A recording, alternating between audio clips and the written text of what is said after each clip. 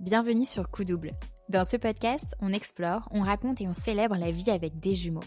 Chaque semaine, plongez avec moi dans des témoignages, des échanges avec des experts et des retours d'expérience de parents comme vous et moi qui répondent aux questions qu'on se pose tous. Je suis Camille, maman de 3 enfants rapprochés dont des jumeaux et créatrice de Coup Double depuis novembre 2024. Coup Double, c'est un univers dédié aux parents de jumeaux. Avec le podcast bien sûr, mais aussi une page Instagram pour échanger ensemble et un site rempli de ressources et de produits pensés pour nous, les parents de jumeaux. Notre mission est simple, célébrer la parentalité gémellaire dans toute sa beauté et sa complexité. Alors si vous êtes un parent, un futur parent, le proche d'un parent de jumeaux, ou juste curieux d'en savoir plus sur la gémellité, vous êtes au bon endroit. Bienvenue dans l'univers exceptionnel et fascinant de la gémellité. Bienvenue sur Coup Double. Bonjour à toutes et tous, je suis ravie de vous retrouver pour un nouvel épisode à 2 voix et je dois vous l'avouer, pour celui-ci j'ai eu un petit peu de mal à trouver un titre parce qu'on a abordé beaucoup de sujets, des sujets qui sont en fait aussi variés que sa personnalité. Alors si vous êtes parent de jumeaux et que vous traînez un peu sur Instagram, vous la connaissez sûrement déjà. Anaïs est la créatrice de Dodo les jumeaux, un compte où elle partage des contenus autour de la gémellité. Mais Anaïs, ce n'est pas que ça. Anaïs est kinésithérapeute de profession, elle propose des accompagnements sur le sommeil des jumeaux et depuis quelques mois des accompagnements en micronutrition et sur le bien-être maternel.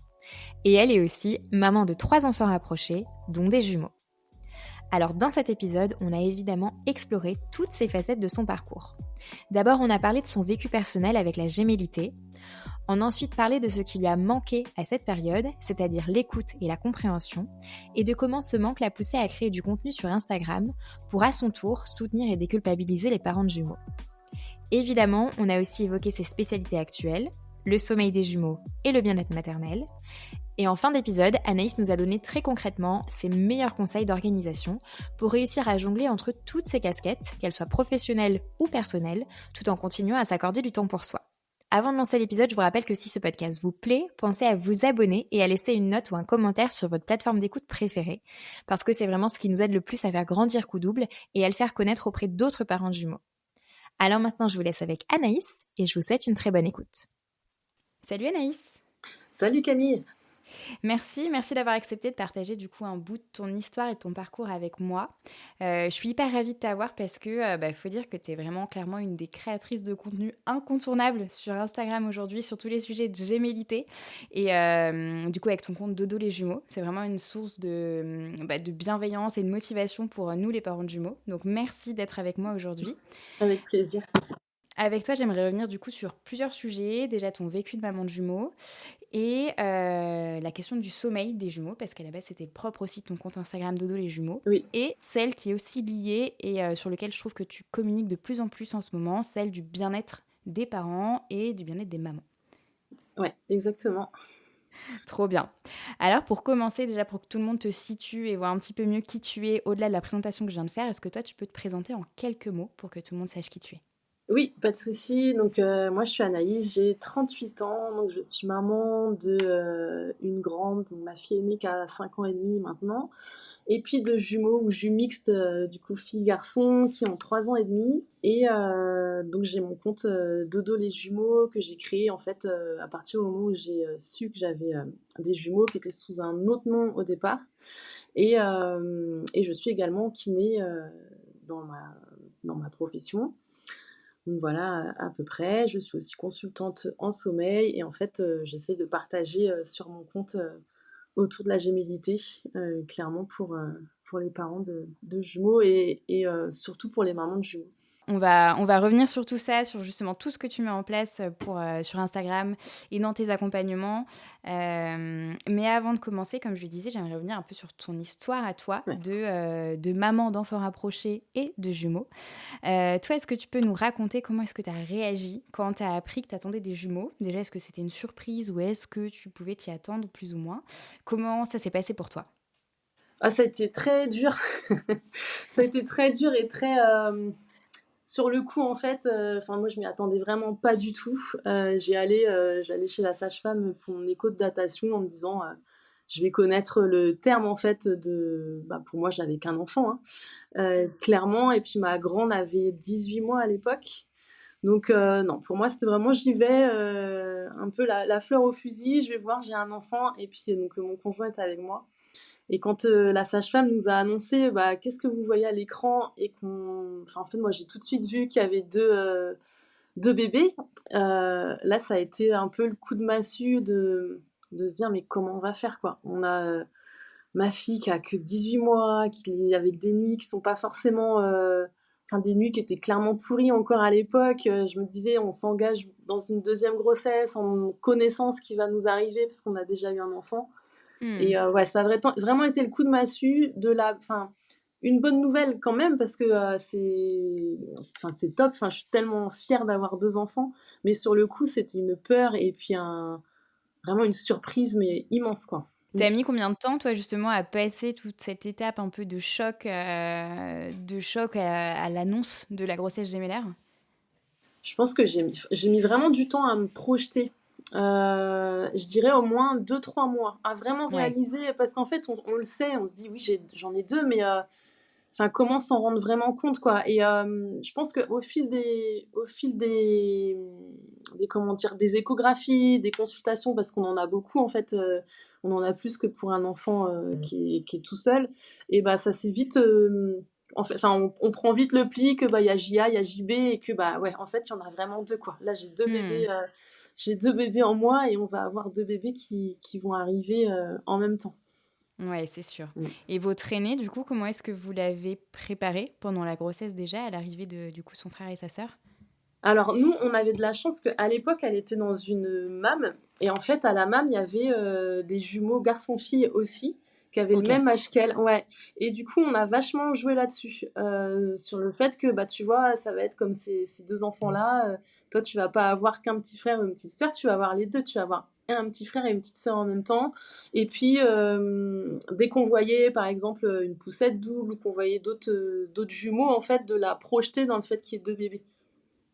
Et pas qu'un seul. Ouais. Donc je pense qu'on a vraiment mis l'accent là-dessus, rapidement. Ouais, comme tu dis, il y a eu cette chance aussi, bah, qu'elle côtoie Oui, des jumeaux, en plus filles-garçons, comme toi tu attendais. oui, Comme ça, elle se mmh, projetait plus facilement, parce que c'est vrai qu'à 2 ans, c'est quand même très difficile, bah, d'expliquer, l'arrivée déjà d'un seul enfant, en plus là de ouais. 2. Donc là, le fait qu'elle puisse se projeter sur, bah, ses 2 petits copains de Mam, c'était quand même, Ouais, c'est un mmh, vrai coup de chance. Ouais. oui, ouais, carrément. Ouais, et du coup, ça s'est fait vraiment naturellement, même, dès très vite, elle s'est projetée dans le fait qu'il y en aurait 2, quoi, Ouais. et pas qu'un seul. Et puis d'ailleurs, même après, on se rend compte que, pour elle, sa normalité, c'est qu'il y en ait 2, il y en ait 2 d'un coup. Je vois bien ce que tu dis. Moi aussi, j'ai la même configuration avec une aînée, très peu d'écart d'âge avec, du coup, ses frères jumeaux, et c'est normal pour elle d'avoir, 2 bébés à la fois. La manière dont elle jouait avec ses poupées, dont elle interagissait avec les autres enfants, c'était, on voyait que pour elle, les bébés, ça venait par 2, quoi. Ouais, c'est ça. Du coup, quand ils sont arrivés, comment ça s'est passé?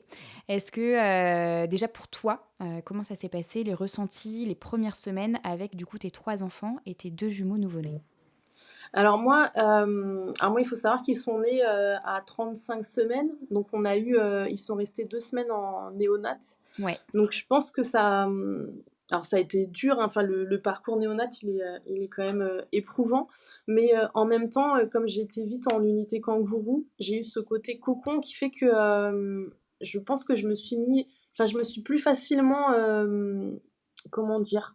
J'ai envie de dire liée, avec mes enfants. Enfin, j'ai pris mes marques, en fait, sans être directement à la maison, Ouais. et sans avoir, en fait, mon aînée à gérer parce qu'elle venait faire des visites, mais du coup, on n'a pas été, tout de suite à domicile, et ça m'a vraiment beaucoup aidée à prendre mes marques, à faire, mettre en place l'allaitement parce que j'ai allaité mes enfants, de ouais, mettre en place l'allaitement, comment mettre le coussin s'il y a besoin, d'avoir les infirmières, qui pouvaient m'épauler, en fait, au départ, et puis si j'étais épuisée, d'avoir des personnes avec qui échanger aussi.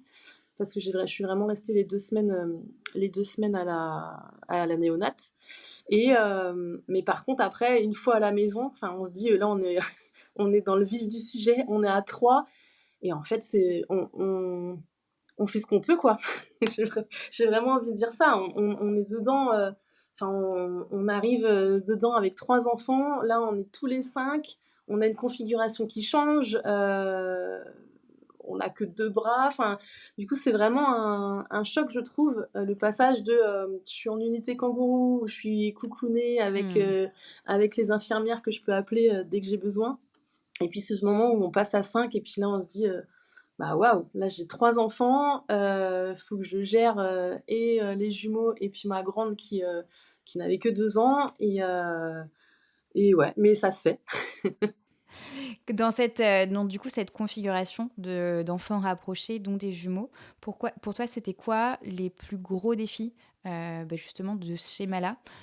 À la fois au début et puis même avec là, maintenant, les années qui passent, est-ce que tu vois voilà, des gros défis, des gros challenges avec cette configuration-là? Alors pour moi, enfin la configuration au départ, je pense que c'est vraiment le fait d'être à 3, c'est vraiment que l'aîné trouve sa place. Parce que moi, j'ai vraiment trouvé que même si elle était très attentionnée avec ses frères et sœurs, avec nous, ça a été mais une explosion. Alors déjà les 2 ans, c'est quelque chose avec un enfant.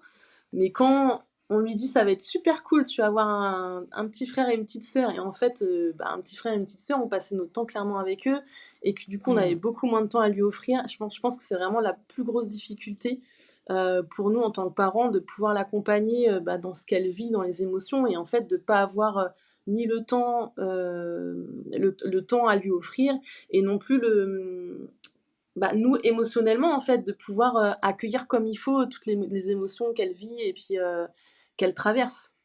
Donc, je pense que ça a vraiment été un défi au départ. Et après, il y a tout ce qui est épuisement, enfin, le sommeil qui nous manque sur les premières années en tant que parents, et enfin, parents de jumeaux surtout. Et puis c'est après, une fois que les jumeaux, eux aussi, arrivent sur les 2 ans, ça veut dire qu'on a réussi à traverser un peu la tempête avec l'aîné, et puis là on se dit bon, c'est plus calme, et en fait on se le prend en pleine tête d'avoir 2 enfants maintenant qui traversent eux aussi leurs émotions. Alors c'est d'une autre façon parce que on a enfin plus de temps. Je sais pas si on a vraiment plus de temps, mais on a peut-être plus de billes aussi pour pouvoir accompagner ces émotions-là. Mais en fait, ils sont 2, donc ça veut dire que ça s'arrête jamais, quoi. Et je pense que c'est vraiment la, la particularité de cette configuration, enfin même avec des jumeaux, mais d'être avec 3 enfants. Ça veut dire que dès le départ, à partir du moment où les jumeaux arrivent, c'est continu. On peut se dire, ouais, la première année, c'est dur parce qu'il y a le sommeil, mais en fait, non.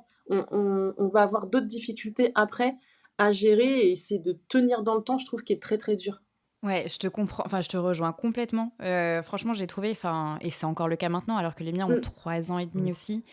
C'est vraiment un marathon, quoi. Oui, c'est ça. Et c'est en fait, ça s'arrête jamais. À chaque fois, tu te dis: «Ah, je vais passer cette étape, ça va aller mieux». Mais en fait, l'étape d'après, c'est T'as toujours d'autres enfin, choses. il y a d'autres, complications et là, Mm. le fait qu'ils soient 2 et en plus la troisième qui est quand même assez petite aussi, Oui, ça fait qu'en fait, il y en a toujours un qui prend le relais de l'autre et c'est cetera ça. et tu jamais de moment de pause, quoi. Ouais, il y a jamais de répit. En fait, c'est ça, c'est que ce que je me dis, enfin, forcément, il y a des moments où on réfléchit, on se dit, mais au départ, je me disais, mais si j'en avais eu qu'un, ça aurait été beaucoup plus simple. Et puis, la seconde d'après, on culpabilise parce qu'on est Mmh. super heureux d'en avoir 2.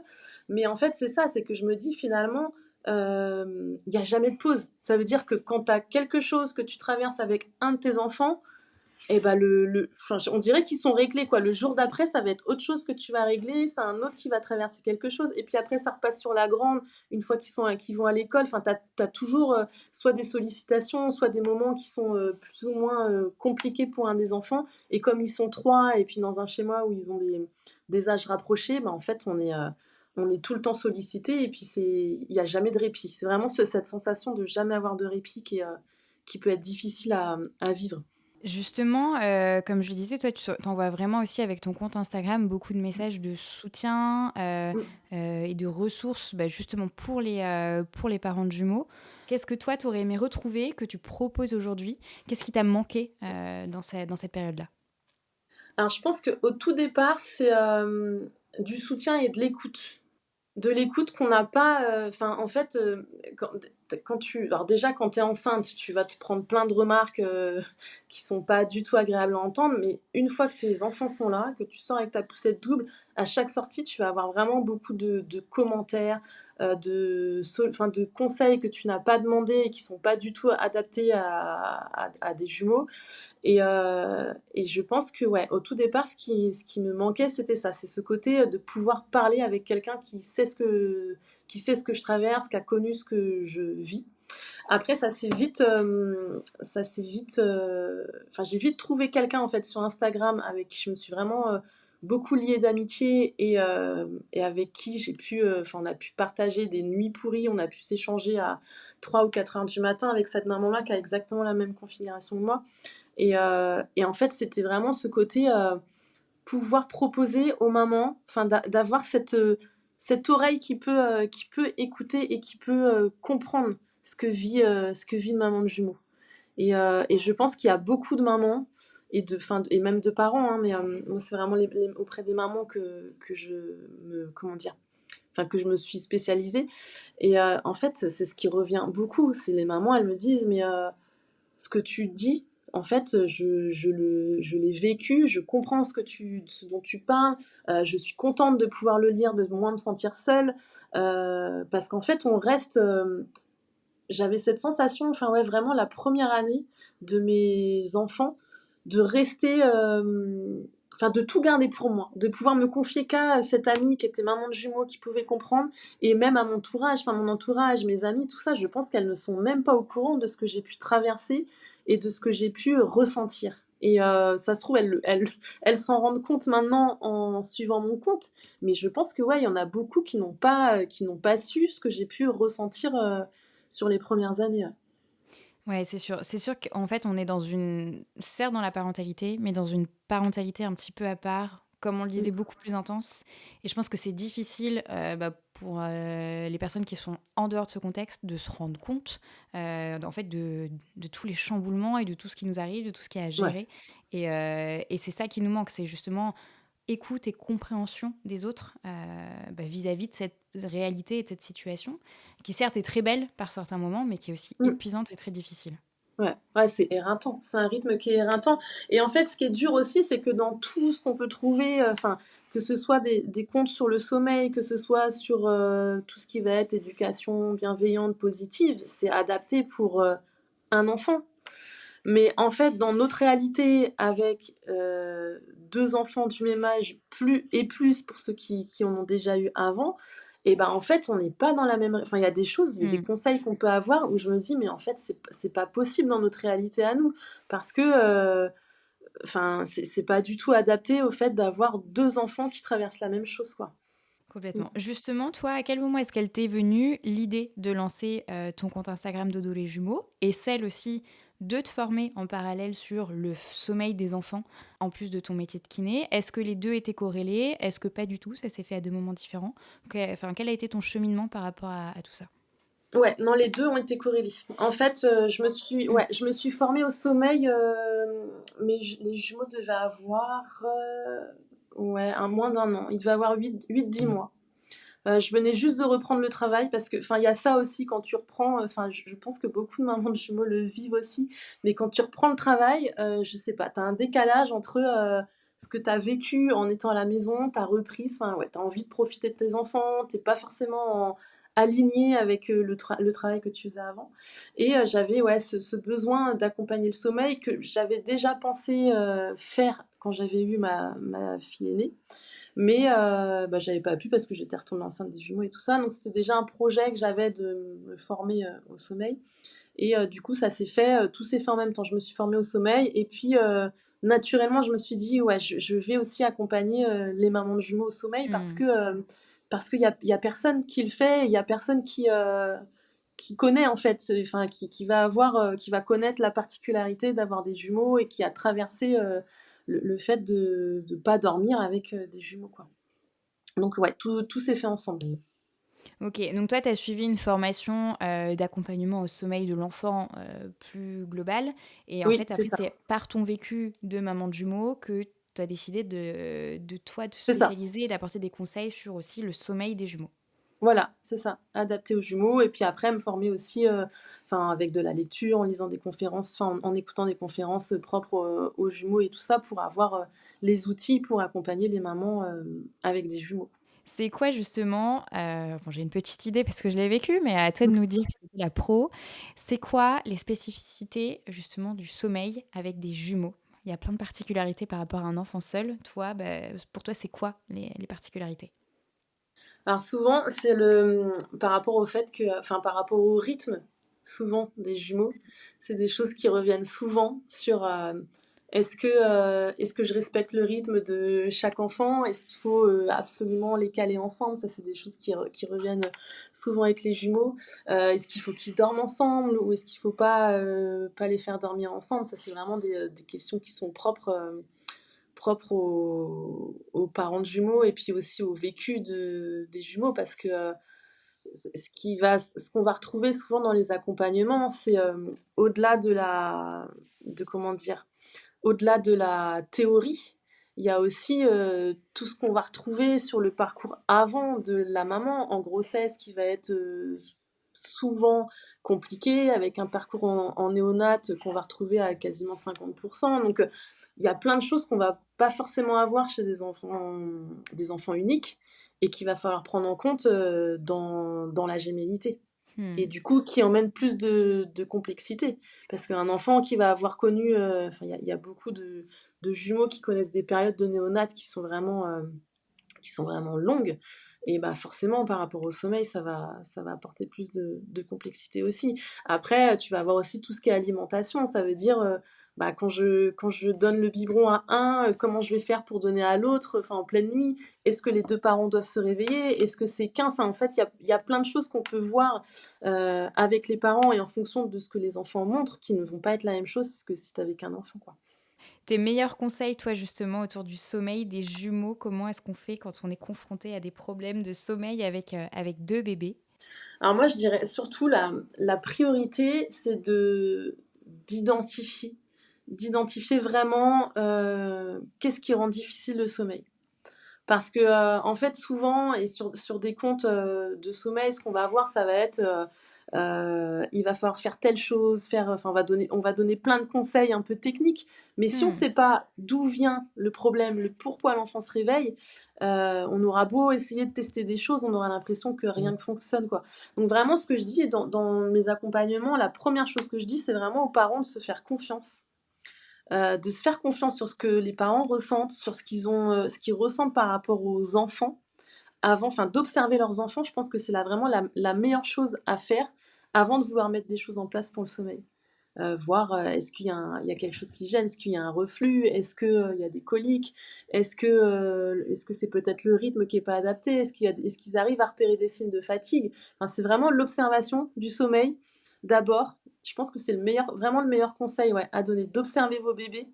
Et après, une fois qu'on arrive à identifier ce qui fait que le sommeil est compliqué, là, on va pouvoir mettre des choses en place. Et puis ouais, de se faire confiance, vraiment se faire confiance en tant que parent. Vraiment, les mamans, elles savent hein, souvent quand il y a quelque chose.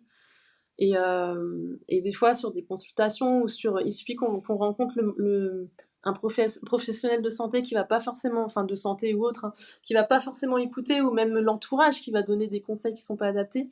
Et puis on se retrouve avec des mamans qui perdent entièrement confiance alors Mmh. qu'elles avaient peut-être déjà repéré avant que quelque chose n'allait pas chez leurs enfants, quoi. Comme je disais, alors moi j'ai l'impression que sur Instagram, maintenant tu proposes aussi beaucoup de contenu bien-être, pour Oui. les mamans. Est-ce que tu peux nous parler un petit peu aussi de cette nouvelle casquette que tu es en train de développer? Ouais, en fait, je me suis formée en micronutrition. Micronutrition postpartum, donc pour les mamans, enfin et même périnatalité pendant la grossesse et puis en postpartum. Ouais. Et je me suis rendu compte du coup que au niveau du bien-être, il y avait beaucoup de choses qu'on pouvait mettre en place. Donc déjà de par la micronutrition, de par l'alimentation, pour que la maman se sente mieux. Et au fil du temps, bah, je me suis rendu compte aussi en le testant sur moi que finalement, heu, en prenant soin de soi, en prenant un peu de temps pour soi, et en étant, ouais, dans une démarche de bien-être en tant que maman et bah, toute notre maternité, autour de la gémellité, parce que moi c'est ce que je fais, était beaucoup plus douce, beaucoup plus douce, plus sereine, plus apaisée et que, bah, en fait, il y avait un gros manque, de ce côté-là, pour les mamans en général, mais encore plus pour nous, mamans de jumeaux. Ça veut dire Mmh. que, on est à fond tout le temps. On est vraiment à fond tout le temps et puis on se dit: «Je le ferai plus tard, je vais attendre qu'il soit plus grand». Mais en fait, c'est la plus grosse erreur qu'on fait, quoi. C'est, plus on attend et plus enfin, moins on prend soin de nous, hem et qu'on se priorise. C'est vraiment ça, qu'on se priorise et moins on peut accueillir les émotions, enfin, comment dire? Être pleinement présent pour ses enfants, quoi et il y a vraiment un manque pour ça, pour les mamans de jumeaux, je trouve. En fait, ce que tu prônes, c'est de se reprioriser, Ouais. même si, bah, du coup, on a eu un enfant ou plusieurs enfants dans le cadre d'une naissance multiple. Mais c'est aussi penser à soi, même si c'est pas forcément facile et que dans les premiers temps, on a tendance à vraiment l'oublier. Mais il faut se reprioriser et arrêter de repousser au lendemain, bah, du coup, ce qui concerne notre soin à nous.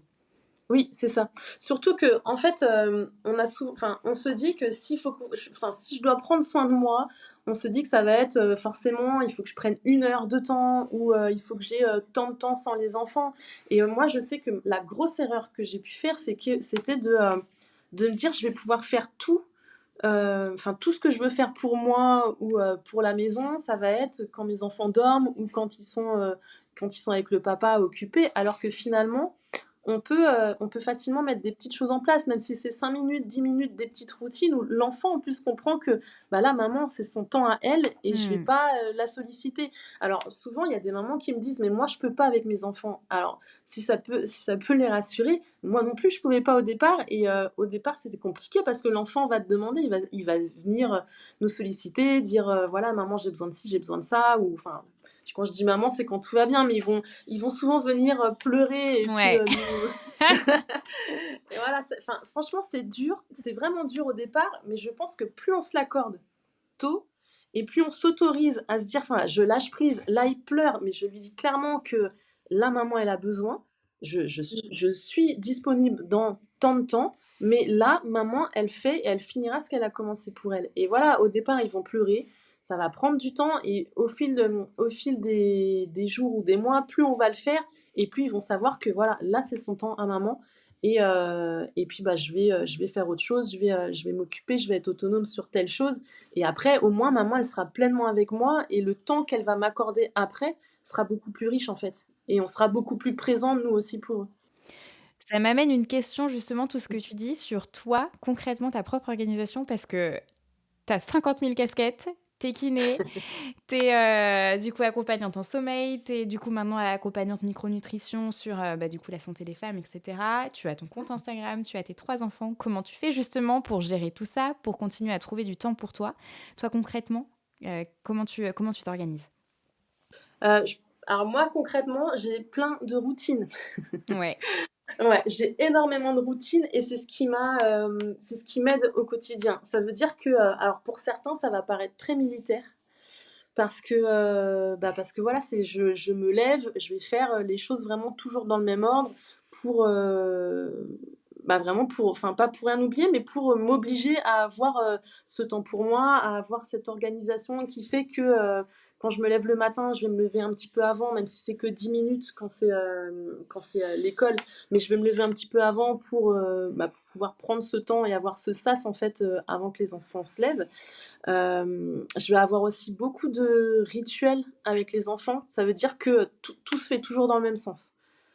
Tu vois? Ça va être enfin, le matin avant d'aller à l'école, je pense que quelqu'un qui me verrait, il se dirait: «Mais c'est» enfin, enfin, voilà, c'est très carré, mais il y a pas on n'a pas le choix, en fait. On n'a pas le choix pour notre santé mentale et aussi pour les enfants parce que, du coup, c'est très sécurisant pour eux de savoir ce Ouais. qui Mmh. va ce qui va se passer et aussi l'autre chose, c'est que je les habitue à être autonomes très tôt. Enfin, très tôt à faire des choses seules. Ça veut dire que, à partir de enfin, je vois sur l'organisation du matin, en fait, j'ai une sonnerie, à 8h30, en gros 8h30, là, c'est l'heure de mettre les chaussures. Donc quand mon timer, il sonne à ce moment-là, ils savent que là, ils peuvent plus jouer, ils peuvent plus rien faire et on met les chaussures, on met le manteau, enfin quand c'est, l'hiver, là, ça prend tout de suite plus de temps, mais voilà, c'est très, très, très, très ritualisé et en fait, nous, en tant que maman, ça nous enlève une charge mentale Et puis ça nous favorise en fait, enfin, on n'a plus à réfléchir quoi. Et du coup le soir c'est pareil, ça veut dire que bah, pour le coucher tout est ritualisé et derrière je sais ce que je vais faire, j'ai mes routines, je vais avoir ma création de contenu sur, enfin, sur tel moment, enfin il n'y a pas... ça paraît ouais, vraiment très militaire, mais c'est ce qui me permet de faire plus de choses et puis d'être un peu partout quoi. Mm. Oui, oui, c'est ce qui te permet de tout faire. Est-ce que tu arrives justement à t'accorder un peu de temps pour toi, à lever le pied aussi, par rapport à ce quotidien hyper prenant et hyper réglé aussi? Ouais, si j'arrive, alors moi enfin je m'organise en fait avec le papa. Ça veut dire que alors nous on a la chance d'être tous les 2 à notre compte, donc ce qui fait que, je pense que ça facilite les choses en fait dans l'organisation, par rapport aux horaires et cetera.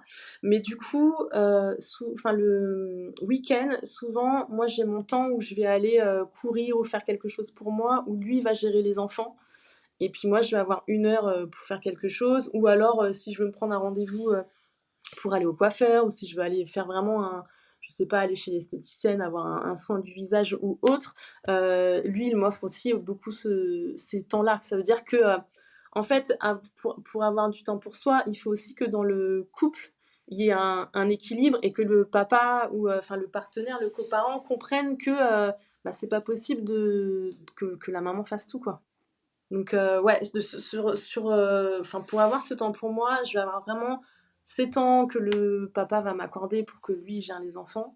Après, j'ai tous mes petits rituels, tu vois, par exemple, le mercredi, donc je suis seule avec eux, bah, ils savent que tel moment, je vais avoir des temps où eux, ils vont jouer et j'ai ce temps pour moi où je vais faire ma routine soin pour le visage, je vais faire une routine capillaire. Enfin, c'est des petites choses en fait à mettre en place qui peuvent paraître anodines, mais du coup qui font que je me recentre aussi sur moi-même. Là, j'ai mis en place depuis quelques mois le fait de retourner à pied. En fait, j'ai la chance de ne pas habiter trop loin de mon cabinet. Et Ouais. en fait, maintenant, le midi, je ne prends plus ma voiture et enfin, je vais à pied au travail, quoi. Et bah, ça peut paraître tout bête, c'est que 15 minutes, mais en fait, c'est 15 minutes où je suis à l'extérieur, où je suis seule, j'ai pas de sollicitation, je vais pas prendre mon téléphone, puisque ça aussi, enfin, quand on est créateur de contenu, on est vite Mmh. emmené à être beaucoup sur le téléphone. Et du coup, c'est un temps que je garde pour moi. Je vais peut-être faire une story ou une vidéo, quelque chose pour montrer que c'est possible en fait d'avoir des temps pour soi, enfin d'avoir du temps pour soi, c'est pas forcément sur une plage très longue en fait en temps, mais c'est vraiment de mettre en place le plus possible de routines, de petits temps qu'on va pouvoir avoir au quotidien qui fait que ça va tenir dans la durée. Du coup, Mm. si je comprends bien, c'est trouver du relais entre les 2 partenaires du couple, quand on a la Ouais. chance d'être en Mm. couple. Oui. Mm. Ritualiser pour, s'accorder à nous-mêmes aussi des moments de respiration et de pause et puis Ouais. éduquer les enfants sur ces moments Ouais. de pause pour papa et maman, pour leur apprendre que, nous aussi on a besoin de ces moments de respiration pour après être à 100 avec eux. Oui, c'est ça. Ouais, et puis du coup de se dire que, en fait, le fait de lâcher prise sur, voilà, enfin, le fait de pouvoir recharger nos propres batteries, d'avoir des petits temps où on se recharge, où on fait aussi, enfin, il y a des choses toutes simples, mais des petits exercices de respiration pour éviter que nous, nos émotions, elles montent. Parce que nos enfants, ils sont tellement, enfin, on est tellement sursollicités Mmh. que si on n'est pas à l'écoute, nous, de nos propres émotions, enfin, c'est impossible de pouvoir les accompagner aussi, quoi. Donc en fait, c'est vraiment plein de choses où on se ressente sur nous. On se ressente vraiment sur nous-mêmes pour pouvoir être pleinement avec eux après. J'ai une dernière question pour toi. Qu'est-ce que tu aimerais dire justement à, une maman de jumeaux pour le coup, puisque tu t'adresses plus à des mamans comme tu l'as dit, qui vient d'apprendre qu'elle attend des jumeaux et qui sont un peu paniquée comme, toi tu as pu l'être quand tu appris ta grossesse gémellaire? Moi, je lui dirais de demander de l'aide. Ça, enfin, en tout cas, se préparer à pouvoir demander de l'aide quand elle en a besoin. Et à sonder peut-être aussi son entourage pour savoir de quelle manière ils pourront aider Mmh. une fois l'arrivée des enfants. Parce qu'en fait, je le vois souvent avec les mamans, elles ont... Enfin, et même moi-même, hein, j'ai très peu demandé d'aide. Enfin, on a vraiment peur à oser demander de l'aide et savoir enfin, quoi demander en fait, parce que demander de l'aide, ça va pas être juste dire à la personne est-ce que tu peux venir, chez moi, parce que des fois ils viennent et puis ils vont pas forcément être aidants, ça Ouais. ça peut être une charge en plus, mais je pense que ouais, c'est de s'autoriser à demander précisément de quelle façon une personne qui est proche d'elle va pouvoir l'aider au quotidien. Et ouais, et puis de se faire confiance, de se dire que ça va le faire aussi, de pas se mettre trop de pression avant, parce que plus on va se mettre la pression et plus ça va être compliqué. Et aussi, une chose qui pour moi est importante, ça veut dire que si la maman, elle est toujours en couple, etc., et qu'il y a enfin, que la relation se passe bien, je pense que c'est important dans le couple d'échanger avant sur la charge mentale, comment elle pourra être répartie. Parce que quand on est dedans, on n'a plus le temps de penser, on est épuisé, on manque de sommeil, et en fait, on n'est plus du tout... je trouve pas le mot, enfin, c'est pas qu'on n'est pas cohérent, mais on n'a plus la lucidité, voilà, c'est ça. Ouais. On n'a plus la lucidité tellement on est fatigué pour pouvoir échanger avec son partenaire et pouvoir répartir les tâches correctement. Donc je pense que si on le fait en amont, qu'on le fait avant que les jumeaux arrivent, à mon avis, ça facilite vraiment les choses dans l'arrivée, enfin dans le quotidien avec deux jumeaux. Ouais, je te rejoins surtout et j'ajouterais aussi aller suivre le compte d'Anaïs du coup Dodo les Ouais, jumeaux pour avoir plein de ressources bienveillantes et des carousels avec des mots qui nous touchent vraiment et où on voit qu'on se sent compris et qu'on n'est pas tout seul. ouais. Et puis ouais, enfin, de pouvoir partager entre mamans de jumeaux, c'est vraiment, enfin, c'est vraiment quelque chose moi qui me tient à cœur et c'est devenu comme j'ai un peu envie de dire une mission de vie en fait. Ouais, je prends vraiment plaisir à accompagner les mamans de jumeaux et à leur montrer qu'elles ne sont pas seules et que beaucoup en fait traversent la même chose qu'elles, quoi. Merci d'avoir écouté Coup Double. Si c'est pas déjà fait, n'oubliez pas de vous abonner et de nous laisser une note depuis votre plateforme d'écoute préférée puisque c'est vraiment ce qui aide le podcast à se faire connaître et à continuer de grandir. De mon côté, je vous retrouve la semaine prochaine pour un nouvel épisode et d'ici là, n'oubliez pas, chaque double naissance est une aventure unique, mais vous ne la vivrez pas seule.